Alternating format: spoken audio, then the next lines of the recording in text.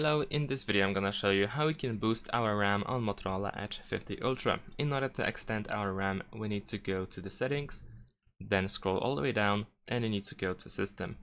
Over here, choose Performance, and then go to RAM Boost.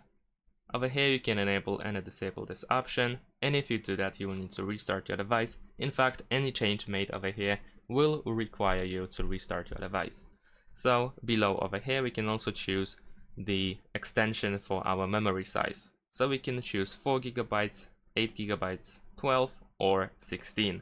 In addition to that, we also have the AI Auto, which allows the device to decide by itself when you should use more RAM than in other situations. However, if you want to always have your RAM extended by a certain amount of gigabytes, then of course you can choose the amount that you wish to have, and then you can press restart in order to restart your device and apply the change. Thanks for watching, leave a like and subscribe to my channel, and see you in my next videos. Bye.